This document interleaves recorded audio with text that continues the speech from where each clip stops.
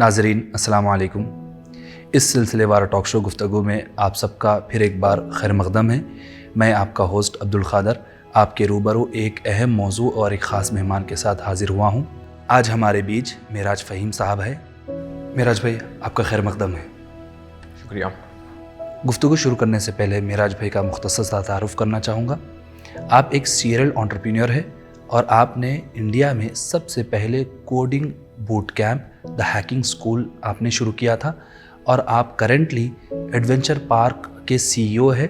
Adventure park एक student focused startup incubator है। ये 21st सेंचुरी स्किल्स ये क्या होते हैं और इनका थोड़ा आप रोशनी डालेंगे इन पर। 21st सेंचुरी स्किल्स से पहले अगर अगर हम लोग एक कदम पीछे हटके देखेंगे कि स्किल्स, बुनियादी तौर पर स्किल्स का मतलब क्या है और क्यों है, एंड स्किल्स इम्पोर्टेंट क्यों हैं, स्किल्स कहाँ पे काम आते हैं और स्किल्स को आप कैसा मेजर करते, किस स्केल पे मेजर करते और अलग अलग टाइम पे, अलग अलग ज़माने में अलग अलग स्किल्स जो रेलेवेंट होते, उस हिसाब से आप अगर टाइम को कॉन्टेक्स्ट बना के नहीं देखेंगे तो स्किल्स को समझने में थोड़ी सी आसानी होगी। तो इंडस्ट्रियल रेवोल्यूशन की जो शुरुआत थी अर्ली 18th सेंचुरी 1800s, जहाँ से इंडस्ट्रियल रेवोल्यूशन फंडामेंटली स्टार्ट हुआ था, उससे पहले घोड़े और बैलगाड़ियाँ होते थे, राइट, जिस पे काफ़ी सारे लोग अपना बिजनेस करते थे। चीज़ों को यहाँ एक जगह से दूसरी जगह पे जब भेजते थे तो ये बैल और घोड़े गाड़ियों में भेजा करते थे, लोग ट्रैवल करते थे उसमें, that was a means of the transport. लेकिन जैसा जैसा आप आगे आते गए, इंजन का जब इन्वेंशन हुआ, फोर्ड जब पहली गाड़ी बनाया, राइट, तब आपका एक्चुअल इंडस्ट्रियल रेवोल्यूशन आया।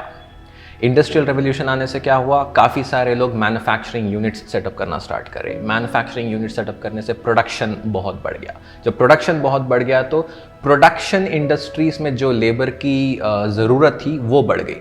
तो लोग क्या करना शुरू करें, उस ज़माने के हिसाब से जब जो चीज़ रेलेवेंट थी वो सीखना शुरू करें। इंडस्ट्रियली रेलेवेंट स्किल्स का जब मार्केट में प्रमोशन होना स्टार्ट हुआ तो ज़्यादा से ज़्यादा लोग वो करना शुरू करें। लेकिन अगर आप ऐसा इसको देखेंगे कि लोग पहले इसको सीखे तो इंडस्ट्रियल रेवोल्यूशन आया, ये गलत है। स्किल्स से इंडस्ट्री नहीं आई, इंडस्ट्री से स्किल्स आए। एक स्टेप अगर आगे हम लोग जाके देखेंगे तो right now we are living in the internet revolution age, right, जहाँ पे व्हाट्सएप के बगैर लोगों की ज़िंदगी या फिर दिन नहीं गुजरता। थोड़ा पीछे जाके देखेंगे तो जो व्हाट्सएप के इन्वेंटर्स हैं, जो लोग व्हाट्सएप बनाए, ब्रायन एक्टन एंड यान कॉम, जब वो लोग ये बना रहे थे, क्या उनके दिमाग में था कि वो लोग मैसेजिंग इंडस्ट्री को रीडू और रिवैम्प करने वाले हैं, टेलीकम्युनिकेशन का सबसे अहम हिस्से को वो लोग इफेक्ट करें विथ व्हाट्सएप, राइट, एंड दोनों में से कोई भी एक टेलीकम्युनिकेशन इंजीनियर नहीं था। They were focusing on a problem, they wanted to solve a problem statement, and वो लोग जो प्रॉब्लम को पिक करे और जो प्रॉब्लम को जिस तरीके से, जिस खूबसूरती से सॉल्व करे, वो एक अलग इंडस्ट्री बन गई अपने आप में। And internet offers that, facilitate करता है, इंटरनेट फैसिलिटेट करता वो सारी चीज़ों को। तो यहाँ पे हमारा फोकस, जब हम लोग 21st सेंचुरी स्किल सेट की बात कर रहे हैं, तो हमारा फोकस हमारे दौर के, हमारे वक्त के प्रॉब्लम स्टेटमेंट्स होने चाहिए और आगे के होने चाहिए। गूगल का इन्वेंशन ही ऐसा हुआ, जो गूगल के इनिशियल इन्वेस्टर्स थे, अगर वो लोग 97 में जब वो लोग गूगल में इन्वेस्ट करें, $1 लाख का जो चेक उन लोगों को साइन करे थे, अगर वो वक्त के हिसाब से अगर वो लोग सोचते तो गूगल को कभी भी इन्वेस्टमेंट नहीं मिलता था। क्यों नहीं मिलता था? क्योंकि 97 में लोगों के पास इंटरनेट तो दूर की बात है, पर्सनल कंप्यूटर्स भी नहीं होते थे। ट्रू। लेकिन वो लोग उस टाइम का नहीं सोचे, वो लोग वहाँ पे रहते थे, उनको मालूम था कि इंडस्ट्री में क्या हो रहा, कंप्यूटर इंडस्ट्री में क्या होने वाला है, और एप्पल और माइक्रोसॉफ्ट क्या बना रहे, किस चीज़ पे काम कर रहे, और आज नहीं तो कल ये चीज़ आगे जाने वाली है। ये चीज़ों को फैसिलिटेट करने के लिए जो चीज़ों की ज़रूरत है, जो स्किल्स की ज़रूरत है, जो टैलेंट की ज़रूरत है, जो टेक्नोलॉजी की ज़रूरत है, वो बनाना ये टाइम की ज़रूरत है। तो मेराज भाई, मैं एक कनेक्शन देख रहा हूँ इसके अंदर। एक पहले जो है प्रॉब्लम कैसा आप आइडेंटिफाई करते हैं, फिर उसके लिए आप एक सोल्यूशन प्रपोज करते हैं, and then it is related to the skills and that will end up into a industry, एक बड़ी चीज़ बन के आपके सामने आती है। Exactly. No matter what time comes, you will be relevant to the industry, you will be relevant to the time because you're focusing on fundamentally basic things. जो बुनियादी चीज़ है वो अगर आप सही पिक नहीं करें, अगर आप आज इंटरनेट रेवोल्यूशन चल रहा, सब लोग कोडिंग कर रहे, तो मैं जाके कोडिंग कर लूँगा, कोडिंग आज है कल नहीं है वाली बात हो जाती, पेट्रोल आज है कल नहीं है वाली बात हो जाती, इंजन्स आज है या फिर घोड़े गाड़ियाँ आज है और कल नहीं है वाली बात हो जाती। तो हमारे को फंडामेंटल चीज़ों पे फोकस करना है, और फंडामेंटल चीज़ 99% चीज़ों में, मैं तो 100% बोलूँगा, but let's just be a little bit conservative, 99% चीज़ों में क्रिएटिविटी एक बेसिक कंपोनेंट है। कोई भी जॉब ले लीजिए आप, आपको घर में खाना भी अगर पकाना है, बिना क्रिएटिविटी के आप खाने को मज़ेदार नहीं बना सकते। टेस्ट से लेके गार्निशिंग तक जी, अगर आप क्रिएटिव नहीं है तो आप प्रेजेंटेबल खाना नहीं बना सकते, टेस्टी खाना नहीं बना सकते। ये तो मैं एक बेसिक एग्जांपल दे रहा हूँ मैं। Creativity is the basic requirement of any job. Any job, आप कोडिंग ले लीजिए, आप डिजाइनिंग ले लीजिए, आप इंजीनियरिंग ले लीजिए, आप टीचिंग ले लीजिए, आप कोई भी चीज़ ले, मैन्युफैक्चरिंग ले लीजिए आप, एंड कोई भी इंडस्ट्री में, मैं दोनों तरीकों से बात करना चाह रहा हूँ यहाँ पे, verticals and horizontals, right? Any vertical, pick up any sector, pick up any industry, without creativity you will be handicapped, you will be always dependent on somebody to do things, to do the creative thinking part for you, right? And आजकल की industry, finally coming down to the 21st century skill set, आजकल की industry likes and loves and entertains only the independent thinker. अगर आपको काम करने के लिए और 4 लोगों की जरूरत पड़ रही तो मार्केट आपको बहुत जल्द निकाल के फेंकने वाली है। जब हम लोग इसको हमारी इंडस्ट्री में फुल स्टैक बोलते हैं। तो इंडिविजुअल क्रिएटिविटी जो इंडिपेंडेंट थिंकिंग है वो टीम मेंबर्स की, वो that is contributing it. Full stack skill set आपको अपनाना है। फुल स्टैक स्किल सेट का मतलब क्या है? कोई भी इंडस्ट्री ले लीजिए आप, ये फुल स्टैक जो टर्म है कोडिंग इंडस्ट्री में काफ़ी पॉपुलर है, बट इसका मतलब ये नहीं है कि वो लिमिटेड है वहाँ पे। फर्स्ट करिए आप आर्किटेक्चर इंजीनियर हैं आप, right?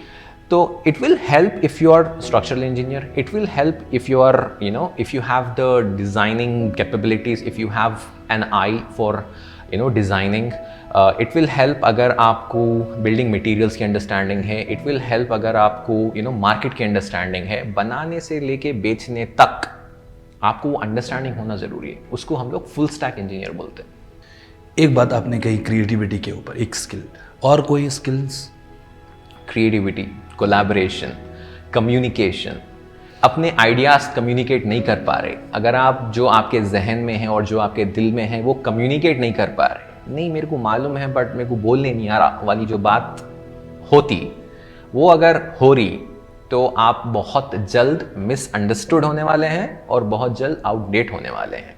No matter how much we like it or not, the world likes to communicate and communication is the key. Internet क्यों पॉपुलर हुआ?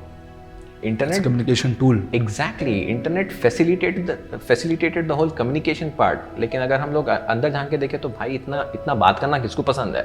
लोगों को बात करना नहीं पसंद है, बात सुनना पसंद है, राइट? लेकिन वो सुनने के लिए quality of communication is really important, and if you are not able to communicate what's in your mind and what's in your heart, people will not entertain you. तो वो स्किल सेट पे काम करना बहुत ही ज़्यादा ज़रूरी है। तो मिराज भाई, ये जो स्किल्स है इसके अंदर क्रिटिकल थिंकिंग का क्या रोल रहेगा?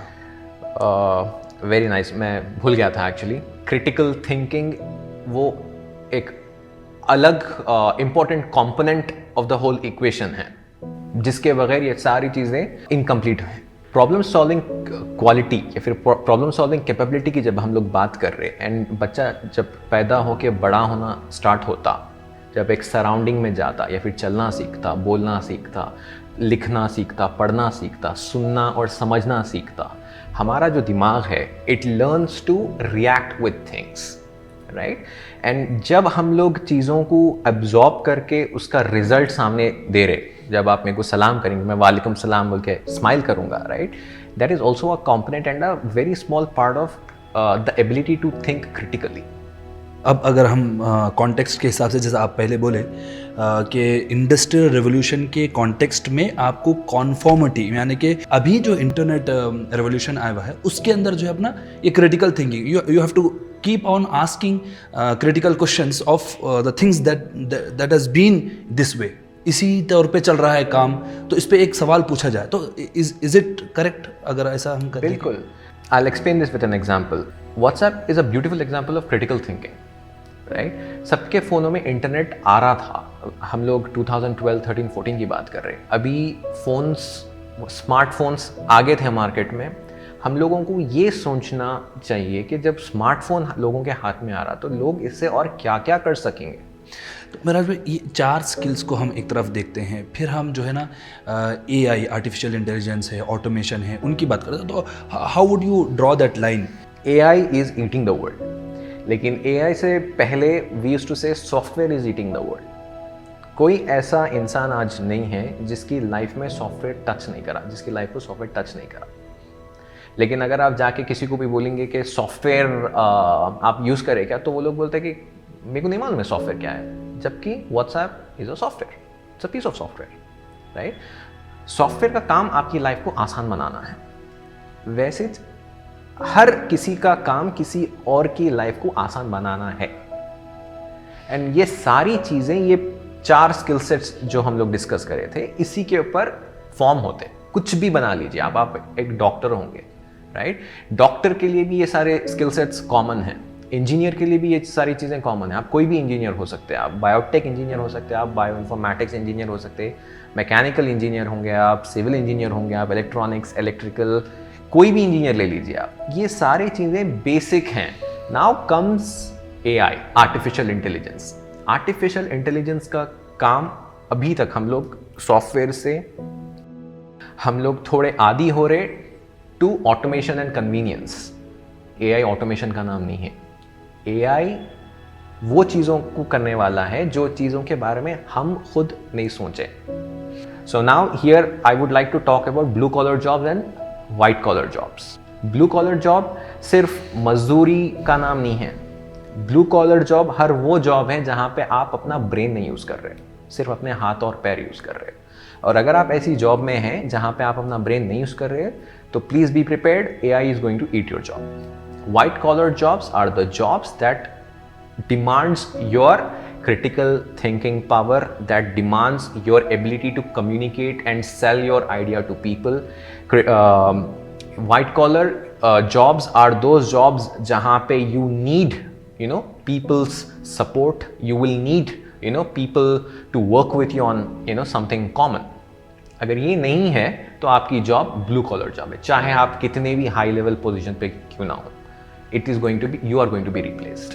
एंड ये हो रहा। And when I say this, there are a lot of doctors, बहुत सारे ऐसे डॉक्टर्स हैं जो समझते कि AI will not replace them, but sadly AI will.